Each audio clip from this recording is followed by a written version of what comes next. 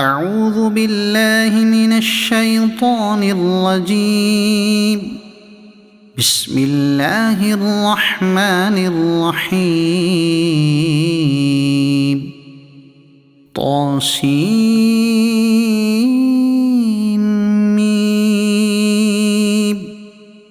تلك آيات الكتاب المبين.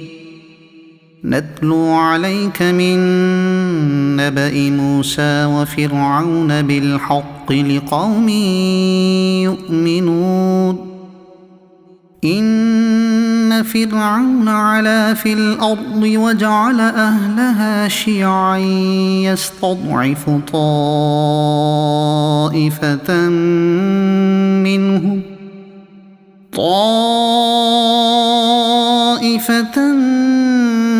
منهم يذبح أبناءهم ويستحيي نساءهم إنه كان من المفسدين. ونريد أن نمن على الذين استضعفوا في الأرض ونجعلهم أئمة ونجعلهم الوارثين. ونمكن لهم في الأرض ونري فرعون وهامان وجنودهما منهم ما كانوا يحذرون. وأوحينا إلى أم موسى أن أرضعيه فإذا خفت عليه فألقيه في اليم ولا تخافي ولا تحزني إنا رادوه إليك وجاعلوه من المرسلين. فالتقطه آل فرعون ليكون لهم عدوا وحزنا إن فرعون وهامان وجنودهما كانوا خاطئين. وقالت امرأة فرعون قرة عين لي ولك لا تقتلوه عسى أن ينفعنا أو نتخذه ولدا وهم لا يشعرون. وأصبح فؤاد أم موسى فارغا إن كادت لتبدي به لولا أن ربطنا على قلبها لتكون من المؤمنين. وقالت لأخته قصيه فبصرت به عن جنب وهم لا يشعرون. وحرمنا عليه المراضع من قبل فقالت هل أدلكم على أهل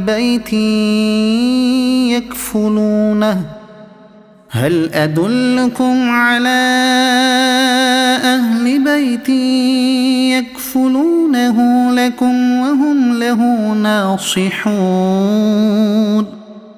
فرددناه إلى أمه كي تقر عينها ولا تحزن ولتعلم أن وعد الله حق ولكن أكثرهم لا يعلمون. ولما بلغ أشده واستوى آتيناه حكما وعلما وكذلك نجزي المحسنين. ودخل المدينة على حين غفلة من أهلها فوجد فيها رجلين يقتتلان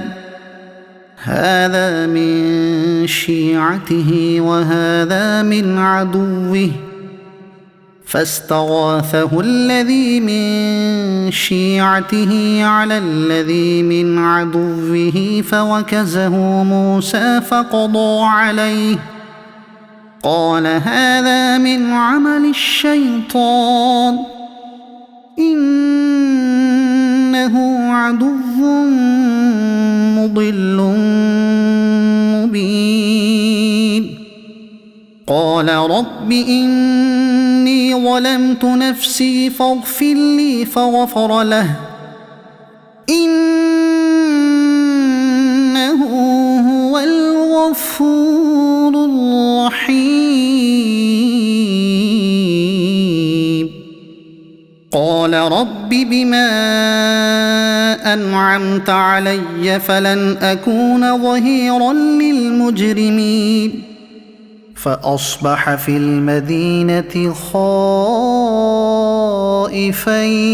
يترقب فإذا الذي استنصره بالأمس يستصرخه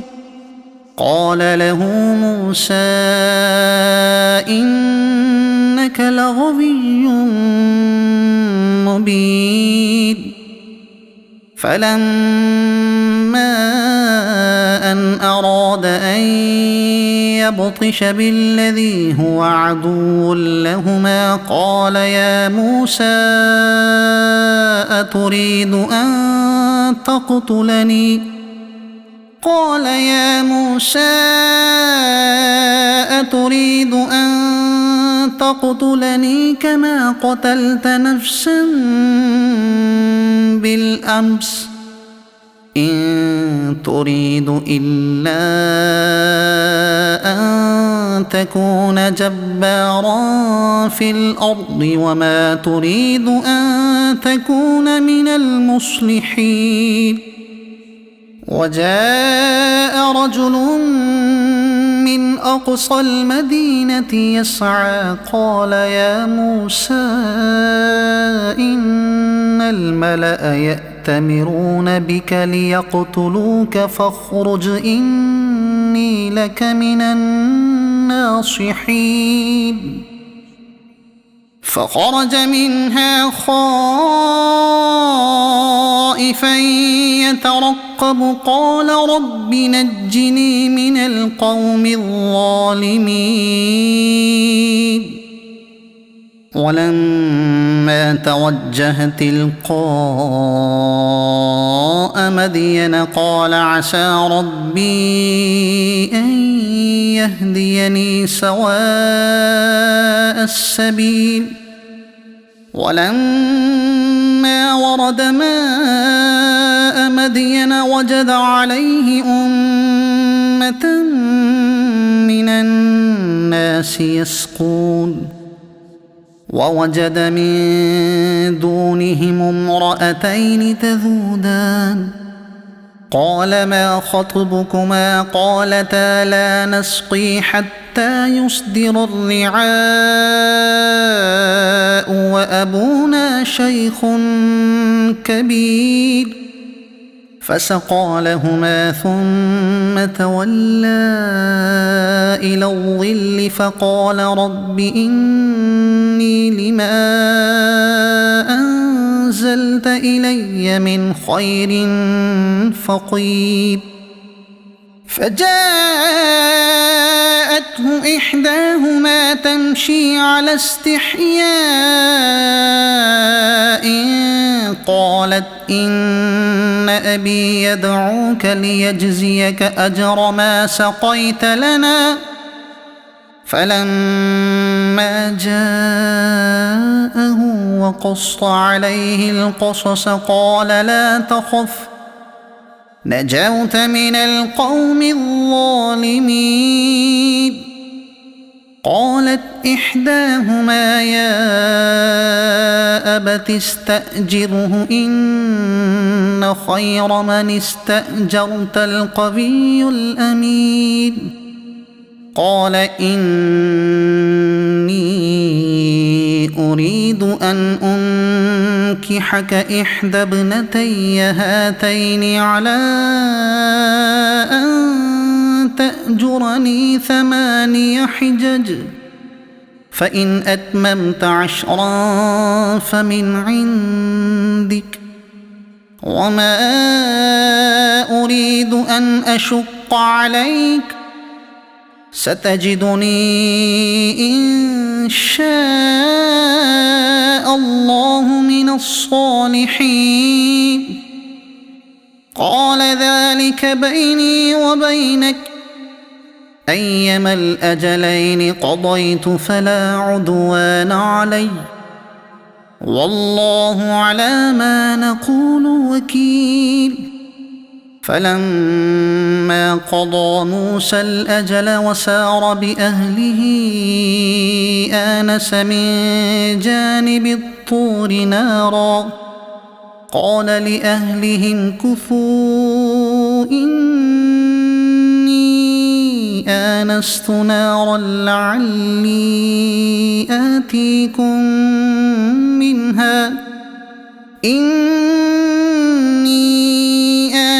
نارا لعلي آتيكم منها بخبر أو جذوة من النار لعلكم تصطلون فلما أتاها نودي من شاطئ الوادي الأيمن في البقعة المباركة من الشجرة أن يا موسى إني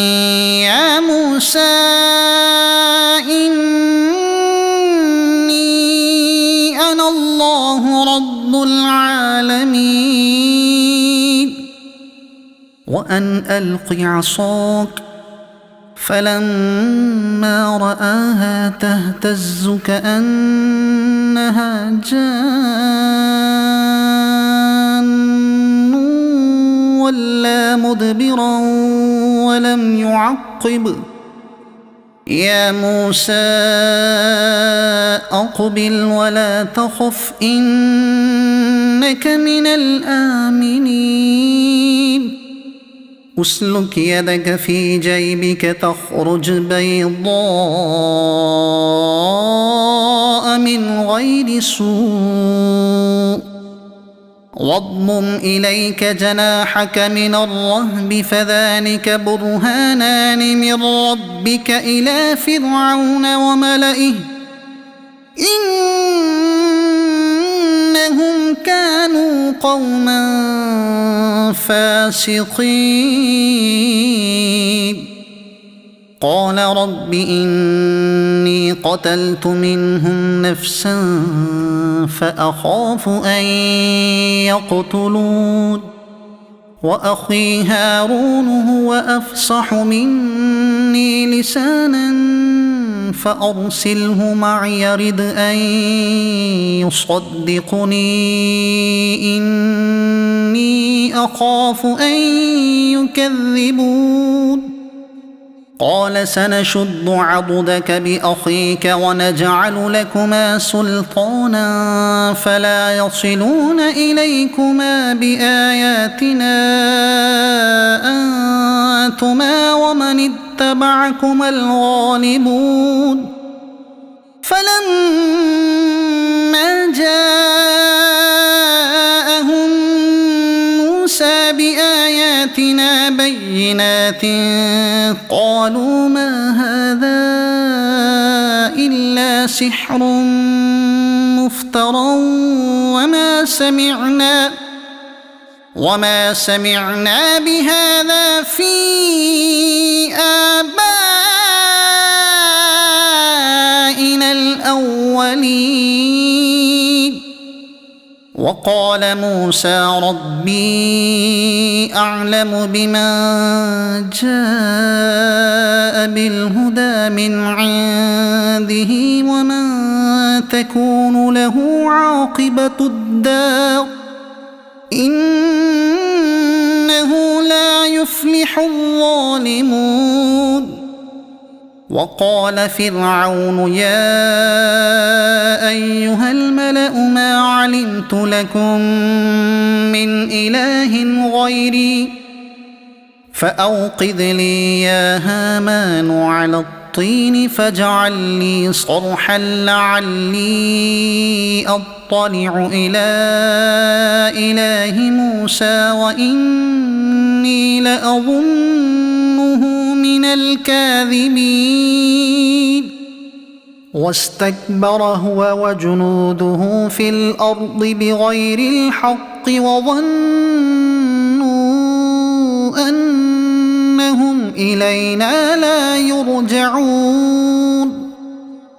فأخذناه وجنوده فنبذناهم في اليم فانظر كيف كان عاقبة الظالمين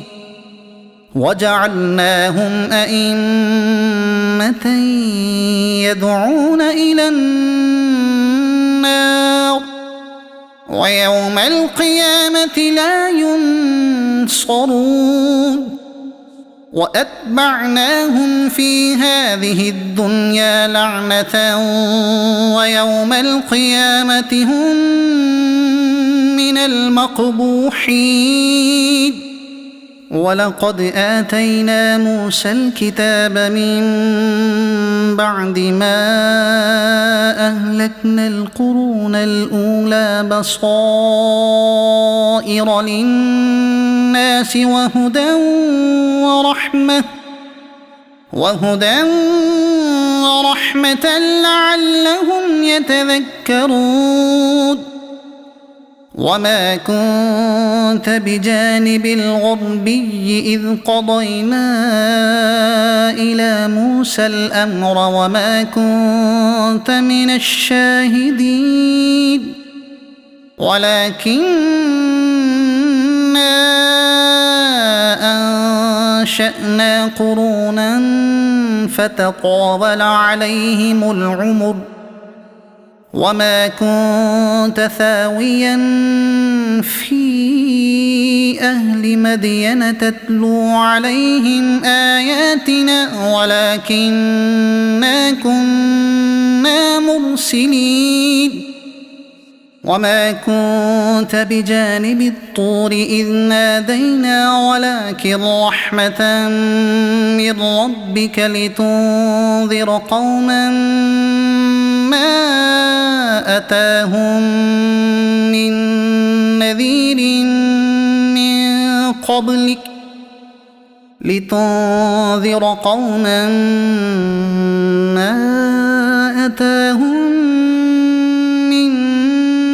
نذير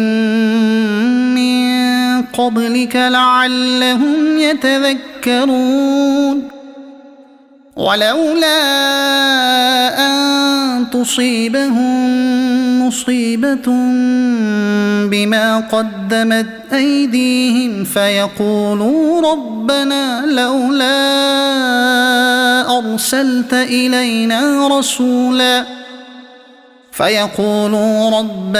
لولا أرسلت إلينا رسولا فنتبع آياتك ونكون من المؤمنين فلما جاءهم الحق من عندنا قالوا لولا أوتي مثل ما أوتي موسى أولم يكفروا بما أوتي موسى من قبل قالوا سحران تظاهرا وقالوا إنا بكل كافرون قل فأتوا بكتاب من عند الله هو أهدى منهما أتبعه إن كنتم صادقين فإن لم يستجيبوا لك فاعلم أنما يتبعون أهواءهم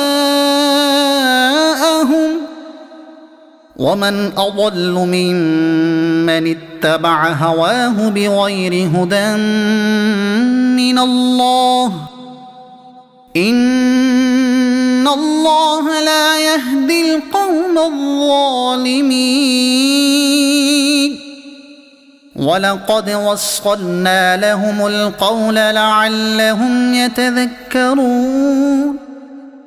الذين آتيناهم الكتاب من قبله هم به يؤمنون وإذا يتلى عليهم قالوا آمنا به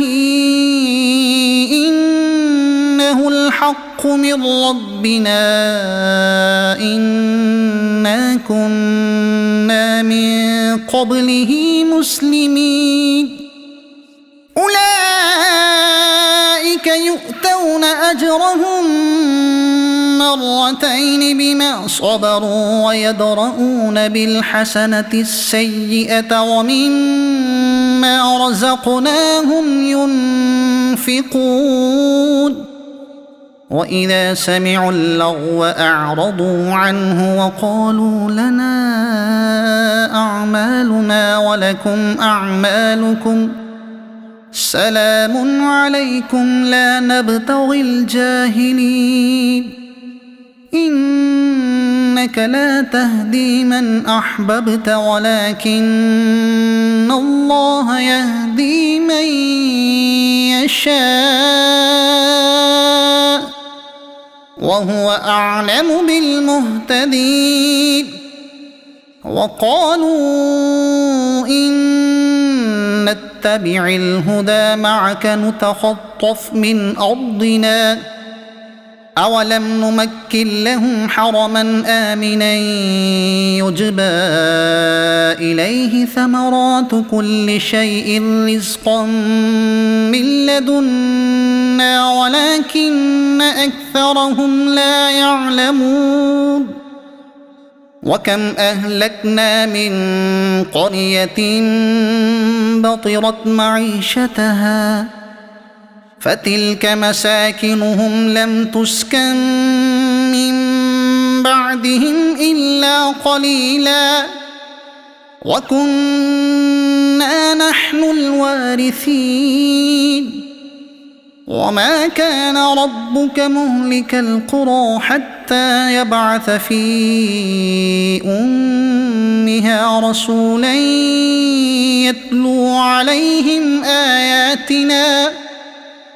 وما كنا مهلك القرى إلا وأهلها ظالمون وما أوتيتم من شيء فمتاع الحياة الدنيا وزينتها وما عند الله خير وأبقى أفلا تعقلون أفمن وعدناه وعدا حسنا فهو لاقيه كمن متعناه متاع الحياة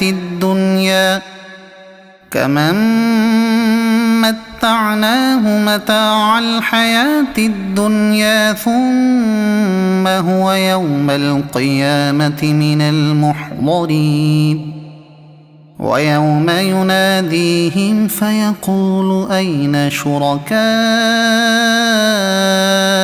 الذين كنتم تزعمون قال الذين حق عليهم القول ربنا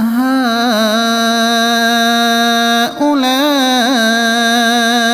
الذين أغويناهم كما غوينا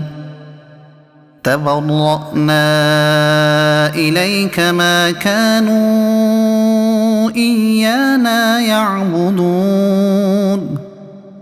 وقيل ادعوا شركاءكم فدعوهم فلم يستجيبوا لهم ورأوا العذاب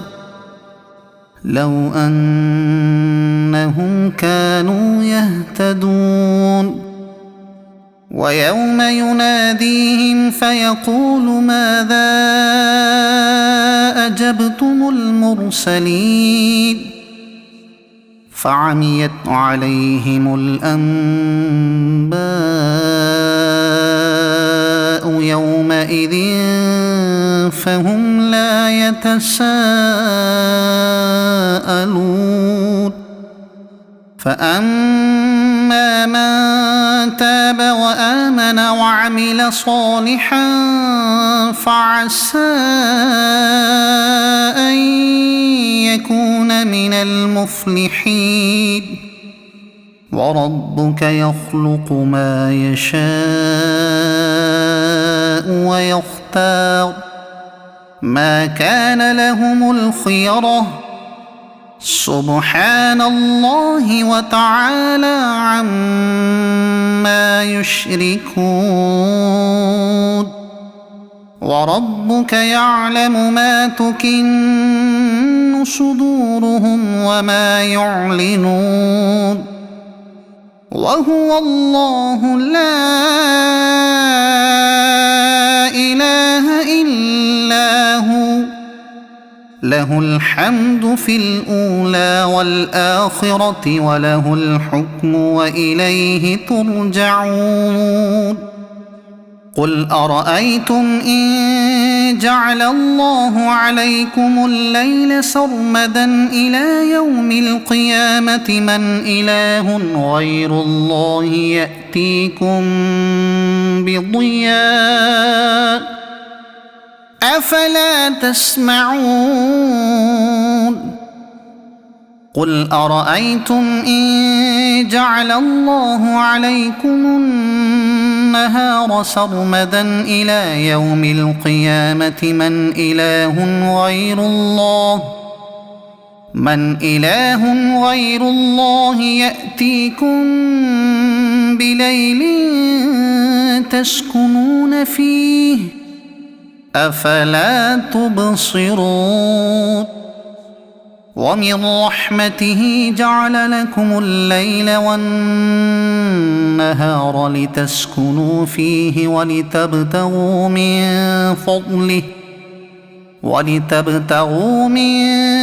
فضله ولعلكم تشكرون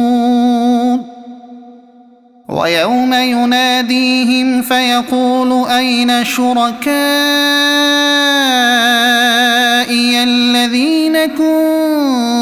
كنتم تزعمون ونزعنا من كل أمة شهيدا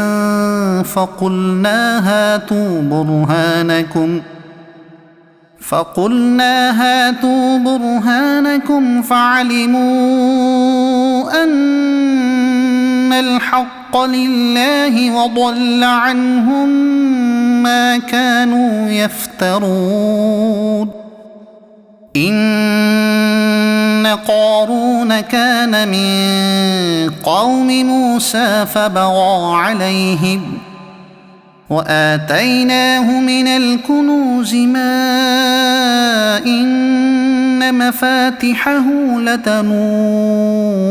بالعصبة أولي القوة إذ قال له قومه لا تفرح إن الله لا يحب الفرحين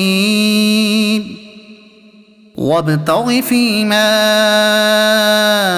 آتاك الله الدار الآخرة ولا تنس نصيبك من الدنيا وأحسن كما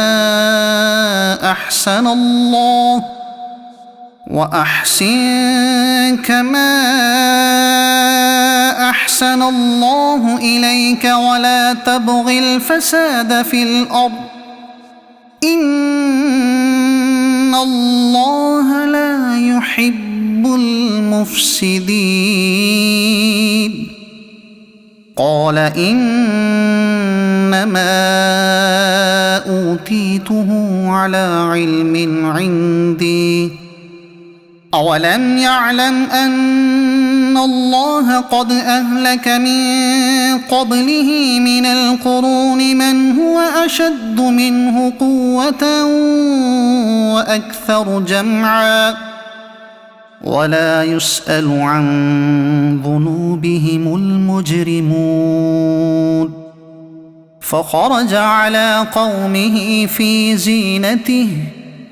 قال الذين يريدون الحياة الدنيا يا ليت لنا مثل ما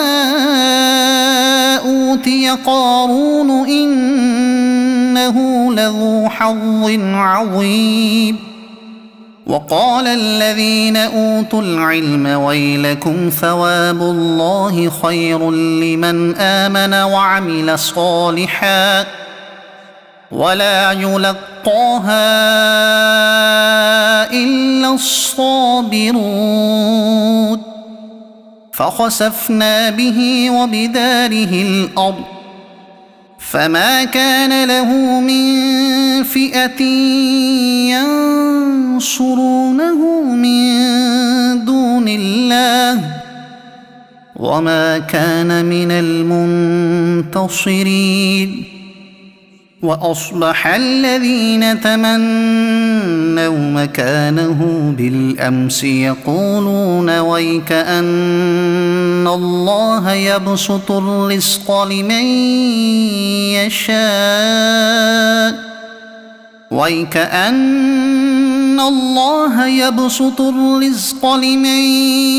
يشاء من عباده ويقدر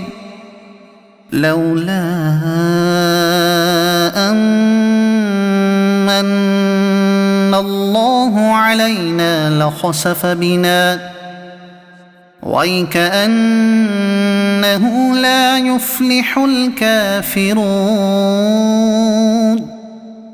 تلك الدار الآخرة نجعلها للذين لا يريدون علوا في الأرض ولا فسادا والعاقبة للمتقين من جاء بالحسنة فله خير منها ومن جاء بالسيئة فلا يجزى الذين عملوا السيئات إلا ما كانوا يعملون إن الذي فرض عليك القرآن لرادك إلى معاد قل ربي أعلم من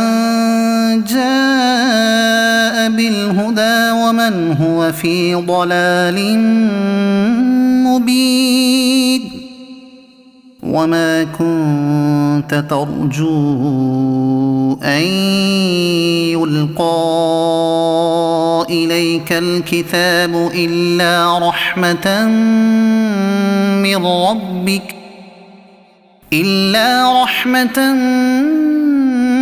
من ربك فلا تكونن ظهيرا للكافرين ولا يصدنك عن آيات الله بعد إذ أنزلت إليك وادع إلى ربك ولا تكونن من المشركين ولا تدع مع الله إلها آخر لا إله إلا هو كل شيء هالك إلا وجهه له الحكم وإليه ترجعون صدق الله العظيم.